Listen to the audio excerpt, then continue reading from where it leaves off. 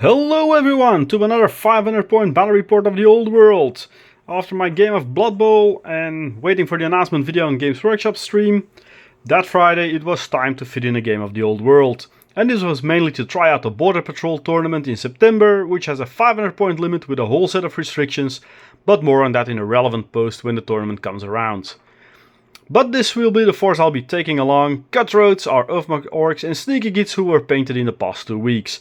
I'll feature them in detail when I painted up the remainder of their units for the collection, but at the moment I just went the models I will be needing. My Dark Force weapon came up as having Livebane, and that might be handy if I manage to get to his general. Facing me was tournament organizer Steven and his army of the Tomb King's royal host, and I felt severely outnumbered.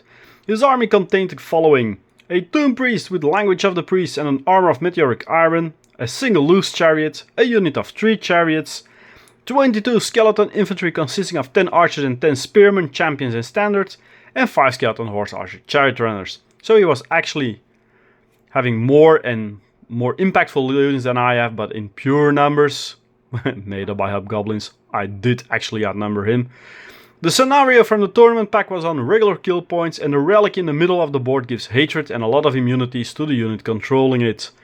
Those rules are also in the scenario pack, so I'll get back to those later on when it's finalized, because we brainstormed a bit during the games, and there will be some minor changes to some of the rules in the pack. The lines were drawn, and as I won the first turn roll off by the scenario, I needed to take that first turn. Both sides as such advanced towards each other, with a single loose chariot taking off on an encircling movement. The Sneaky Gits arrived on the field, taking down 2 horsemen, before everything clashed in a huge cluster around the relic. In his turn, the skeletons and the chariots clashed into the Infernal Guard and hobgoblins, to poor results. My warrior winning the combat, but my general failing to hit his. Then the Gits fell in the back of the chariots while the fireglaze clashed into his side. These large numbers proved too much even for the binding will of the Leech Prince, and the chariots, who were downed to 1 chariot with a single wound left, crumbled to dust. Note, my opponent refuses to use the second regeneration, and will take this up in the tournament pack as well, as clearly that is something mistakenly worded in the 1.5 FAQ and not intended to be there as is. The light chariot crashed into the back of the warrior unit, but the little tanks held on, while the skeleton horsemen moved in to be in the way of the fireglaze, preventing them from going into the flank of the big skeleton unit.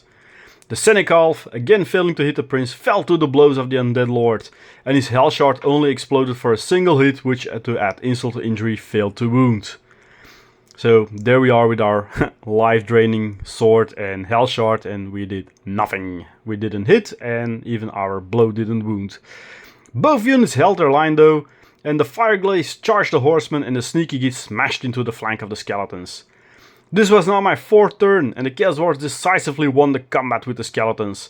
The chariot falling apart and the big unit needing to take so many crumbling casualties, only his front rank would remain. Steven called it here. We didn't even fight out the horseman combat, as it would already start at a negative combat resolution and would probably totally crumble as well.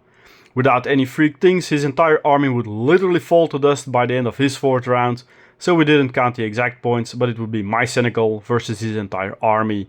And so the forces of Hashut took away the victory against the forces of the Tomb Kings. Now to find a skeleton model to add to the ranks of my enslaved trophy unit as a reminder of our glorious victory on the field of battle. Thanks for watching, and I'll see you again next time. Bye bye.